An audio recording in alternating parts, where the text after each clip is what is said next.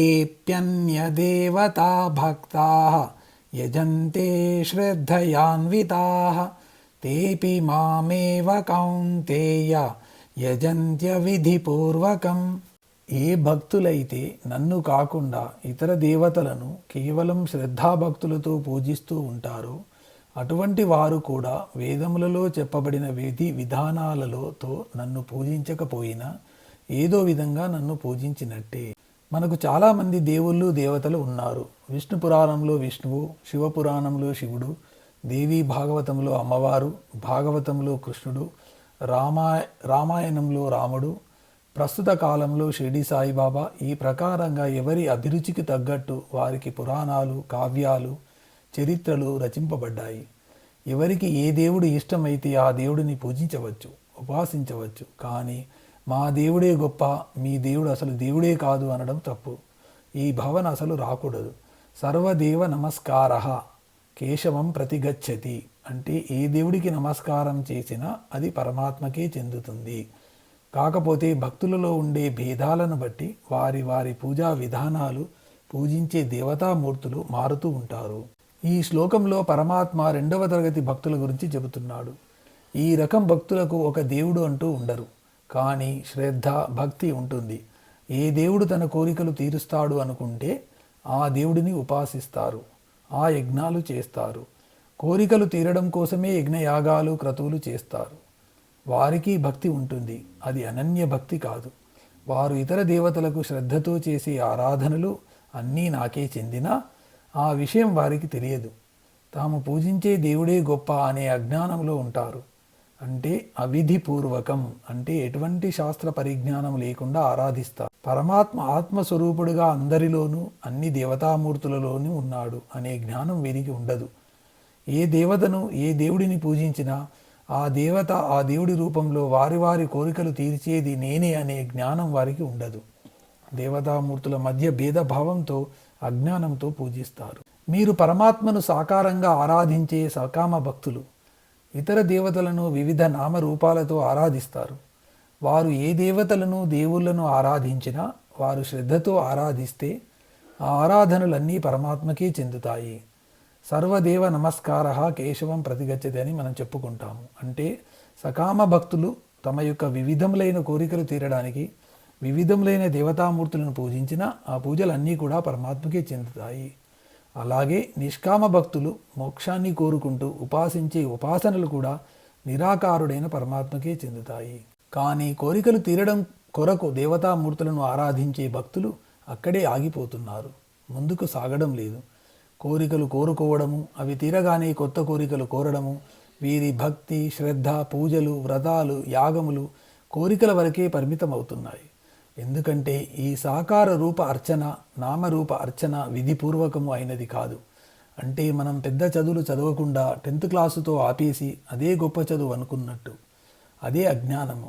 అందరూ సగుణోపాసన నుండి ముందుకు సాగి నిర్గుణ బ్రహ్మను ఆరాధించి పరమాత్మను చేరుకోవడానికి, ఈ జనన మరణ చక్రం నుండి విముక్తి పొందడానికి ప్రయత్నం చేయాలి. ఆ విధిపూర్వకం అని ఎందుకన్నారంటే వివిధ దేవతారాధనలు కేవలం ప్రాపంచిక కోరికలు తీరడానికి, స్వర్గ సుఖాల కోసం చేయబడుతున్నాయి. కోరికలు ఉన్నంత వరకు వాసనలు ఉంటాయి, అవి ఉన్నంత వరకు పునర్జన్మ తప్పదు.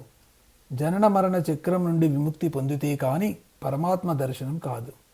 వేదాలలో, శాస్త్రాలలో నిర్గుణ బ్రహ్మను ఆరాధించడం గురించి చెప్పబడింది. అందుకని అది విధిపూర్వకం కాదు అని అన్నాడు కృష్ణుడు. అహం హి సర్వయజ్ఞానాం భోక్తా చ ప్రభురేవ చ నతు మామభిజానంతి తత్వేనాతశ్చ్యవంతి తే. మానవులు చేసే సకల కర్మల యొక్క, యజ్ఞముల యొక్క ఫలములను స్వీకరించే భోక్తను నేనే. ఆ యజ్ఞములకు, కర్మలకు తగిన ఫలములను ఇచ్చే ప్రభువును నేనే. కానీ ఈ విషయం అందరికీ తెలియదు, తెలుసుకోవడానికి ప్రయత్నం చేయరు. ఆ కారణంగా అన్నీ తామే చేస్తున్నామనే అజ్ఞానంలో ఉన్నారు, జ్ఞాన మార్గం నుండి జారిపోతున్నారు. యజ్ఞ యాగములు, క్రతువులు, పూజలు, వ్రతాలు, కర్మలు ఏదో ఒక కోరికతో ఎవరో ఒక దేవతను ఉద్దేశించి చేస్తారు. ఏ దేవతను ఉద్దేశించి చేస్తున్నారో ఆ దేవతామూర్తిని భోక్త అని అంటారు. ఆ పూజలు, యజ్ఞయాగములన్నీ ఆ దేవతకే చెందుతాయి. కానీ ఈ సకల చరాచర జగత్తుకు ప్రభువును నేను.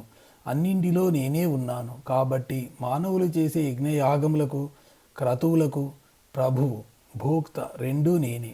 ఈ విషయం ఆ చేసేవాడికి తెలియదు అని అంటున్నాడు పరమాత్మ. ఇక్కడ మనం యజ్ఞముల స్థానంలో మనం రోజు చేసే పూజలు, వ్రతాలు, క్రతువులు, హోమాలు చెప్పుకోవచ్చు. మనం కూడా ఈ పూజలు, వ్రతాలు అన్నీ ఏదో ఒక దేవుడిని, దేవతను ఉద్దేశించి ఏదో ఒక కోరికతో చేస్తాము. ఏ దేవత గురించి చేస్తున్నారో ఆ దేవత భోక్త అవుతాడు. యజ్ఞములు అవి ఎవరి గురించి చేస్తున్నారో ఆ దేవతా స్వరూపము, ఈ రెండింటికి ప్రభువును అంతా పరమాత్మయే. ఈ విషయం తెలియని అజ్ఞానులు వివిధ దేవతలకు వివిధ పేర్లతో పూజలు, వ్రతాలు చేస్తున్నారు. అవన్నీ తనే చేస్తున్నాడు, ఆ ఫలములు తానే అనుభవిస్తున్నాడు అనే అజ్ఞానంలో ఉంటాడు. కానీ ప్రభువు, భోక్త రెండూ నేనే అనే సత్యాన్ని తెలుసుకుంటే పరమాత్మను పొందుతారు. కోరికలు ఉండవు, వాసనలు ఉండవు, పునర్జన్మ ఉండదు. కాబట్టి మానవులందరూ పరమాత్మ గురించిన అసలు జ్ఞానమును అలవర్చుకోవాలి. అన్ని దేవతా స్వరూపాలు పరమాత్మయే. మన అజ్ఞానం కొద్దీ దేవతలకు రకరకాల పేర్లు, రూపాలు కల్పించి వారి మధ్య భేదభావమును కల్పిస్తున్నాము. కోరికలు కోరుతున్నాము. సంసారమనే మాయలో పడిపోతున్నాము.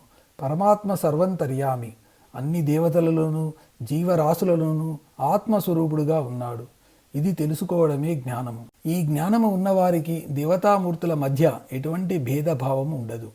ఇవన్నీ నేనే చేస్తున్నాను, ఈ ఫలములు నాకే చెందాలి అనే అహంకారము ఉండదు.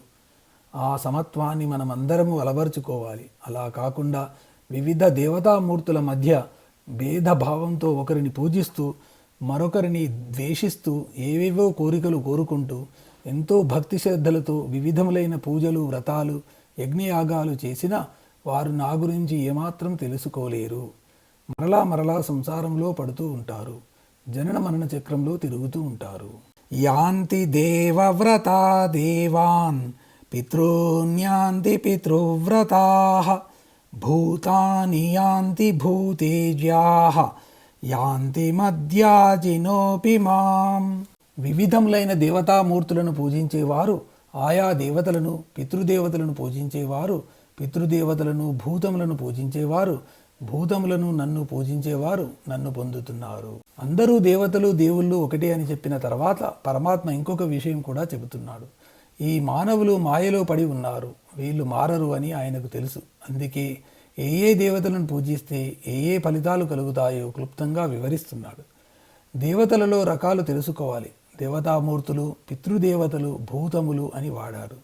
అశాశ్వతమైన దేవతామూర్తులను పూజిస్తే వారినే పొందుతారు.